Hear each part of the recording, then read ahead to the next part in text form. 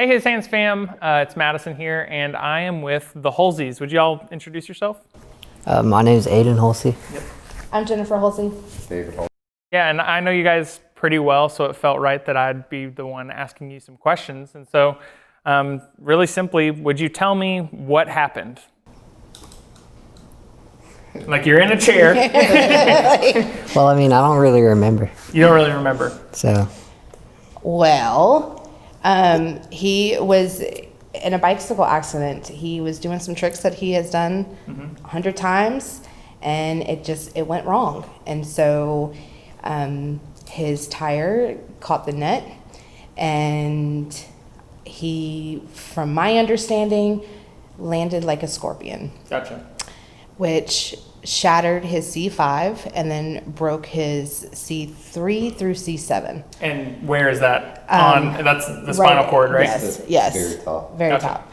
So I think with the injury, the C5, when it shattered, I think that's what pierced his spinal cord. Gotcha. So he was rushed at Kennestone that night. They did emergency surgery that Thursday night. And then they were able to relieve the pressure, and he was able to get stabilized. And then from there, that following Tuesday, so 4 or 5 days later, he had a second surgery to replace his C5. And we stayed at Kennestone for about 2 weeks. He had a tube completely down his throat. I remember. I was there. I came by and Horrible. you said hello, or you gave me a nod. Yeah. But I'm not sure you remember that part either. And then because his lungs collapsed. So he ended up getting pneumonia in both sides of his lungs, which that actually came pretty rapidly. That was very quickly that happened. And then after that, we ended up getting a trach. He ended up getting a trach. Which is? They stick it For right breathing. here. Yeah, for his breathing. So it's instant action to his lungs and to his esophagus and Gotcha. so forth. So we moved to Shepherd shortly after that. We were at Kennestone for probably about 2 weeks. And then we moved to Shepherd, and we lived at Shepherd from, I think it was like June 26th, something around there, until September 5th. Gotcha. So he did a lot of rehabilitation. He ended up going through additional 2 more surgeries, which I believe that was in the first part of August, late July, first part of August, where they went and redid the entire surgeries that he had previously. We had noticed that his neck, he kept leaning forward, and he couldn't get comfortable, like even to push his head back. So Extreme pain. yeah, the pain was pretty horrifying, but the screws had come loose in there. Loose. So the screws have come loose, and so they had to readjust. Gotcha. And so at this point, we had an amazing surgeon, Dr. Gropper, and he fused him up to his C2 at this point, and still went back a few days later and had to do the C5. So, but now he's in great condition. Boom. Yeah, Nice. but he still has his trach. Yeah. We wanted to kind of go through the different seasons right now to kind of where his breathing can adjust to everything that it's not used to anymore. Gotcha. So. Very good. And so you're back at home now. yeah. How has life changed since being back at home? I know you were excited to get back to school back in the day when school was a thing. Yeah. I mean, everything changed. It's just like not the same, I guess, as it was before. You seem to have a solid group of friends, though. Oh yeah, for Tell me sure. about your friends. It's like that tribe that was at Shepherd's and then Yeah, well, I mean, I have good friends, and I mean, I don't really know how to explain them. Gotcha.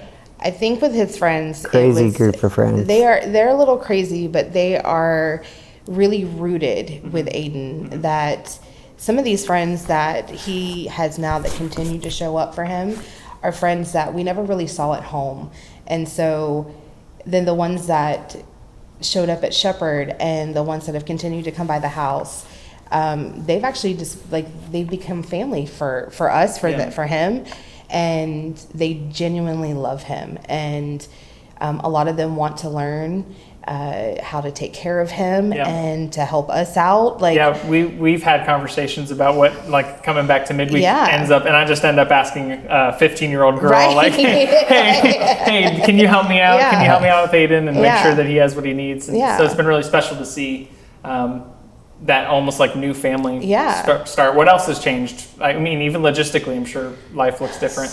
I don't know what that word means. Complete change for us. I mean, it was a whole new lifestyle. I mean, you know, the great people here that even helped around the house to everything we had to change just to be able to get him in and out of the house or from room to room. It's been a big change, and then, you know, the care he requires is, it's, you know, you and your newborn, it's like we have 100-pound child. I mean, it's sometimes it can be difficult. I mean, there are days that it's like it's really taxing. Some days, like when at first, because when we were at Shepherd, we didn't have to do a lot. You know, we had to do a lot of training to learn how to take care of him, but not like, of course, on our own. You know, and so, you know, you think of having a newborn and you're like, the older they get, you're like, oh, I don't have to take care of them because they can fend for themselves. And now I gotta pick him up like a little baby. But we've learned, him and I, we've got a system. And so, you know, I had worked for a really long time, and, you know, David and I both have always worked. And when this happened, I just couldn't imagine someone else taking care of him. And so it was, you know, a hard decision, and we really had to think about it. But I felt that taking care of him needed to, you know, I needed to be the one to take care of him. And so I did leave, and so it's him and I. And the first couple of months at home were really rough. They really were. He gave me a run for my money, if that's another, you know, like. At some points, I'm like, you can stay in your room because I don't want you to come out. Just close the door. Yeah, close the door.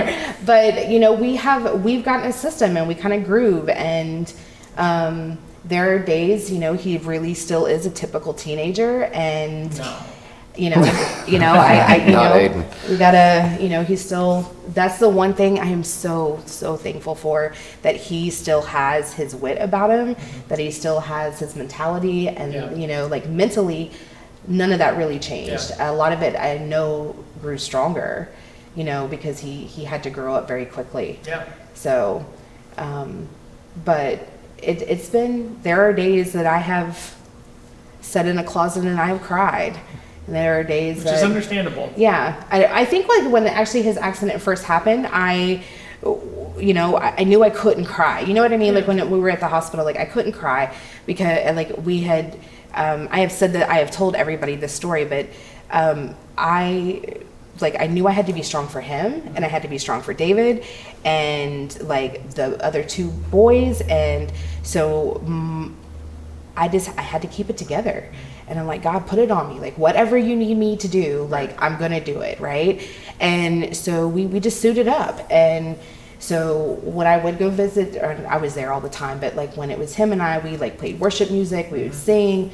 He'd sing through his tube, or he would. My little lip singing. Yeah, his little lip singing. But it was just one of those things that I think, so a couple of days had gone by, and him and I were taking turns, you know, coming back and forth from the hospital.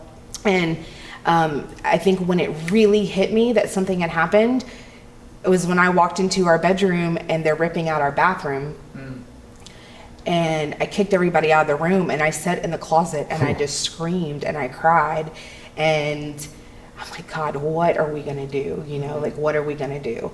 And he suited me up again, and he's like, girl, get on your feet. Let's go. Let's move it, you know? And so that's kind of where, and I mean, I'd had a couple of those moments, but. To continue that, how has God shown up for you guys in all of this? And like, what role has he played? Aiden? I mean, Aiden, we've had long conversations about it, but I can let you talk. Yeah. I mean, it's just helped me push forward and like kind of know that I'm not alone through it, no matter like if they're not here or like, well, you get what I mean. Y'all are always there, but like I have like someone's helping me get through it all. Very cool. Yeah, Aiden and I, David and I have had a lot of conversations, and Aiden and I have a lot of time together. And Bub, do you remember this moment? Like, I'm gonna cry, so I'm sorry. There was this moment, and one of my favorite songs is Oceans. And so when we get ready in the morning, we play worship music. And Oceans came on, and it was just that moment that that him and I needed. And that was very much in the very beginning because he still wasn't in school yet. And so, you know, during the days it was just us until the littles got home. And I just kind of like lifted him up, and I sat behind him, and we just loved on each other, and we both just cried together. Yeah. But God has been a stronghold for us, and God has blessed us with so many amazing people in our lives. You all right? In some ways, it's hard for me to even realize how blessed we have been even. I mean, it's surreal. You're just like, oh my goodness. Yeah. I mean, it takes a while to even sink in with, you know, some traumatic happening, especially your mind just, you're not really there. And then you stand back and look now, it's like, oh wow, we're blessed beyond belief. Yeah, I know it's been a blessing specifically for me. I work with a lot of teenagers, and hanging out with Aiden and even having phone conversations or FaceTimes with you, it's been like, man, if I was a teenager in the same position, I don't think I would have that same kind of faith or that same kind of attitude.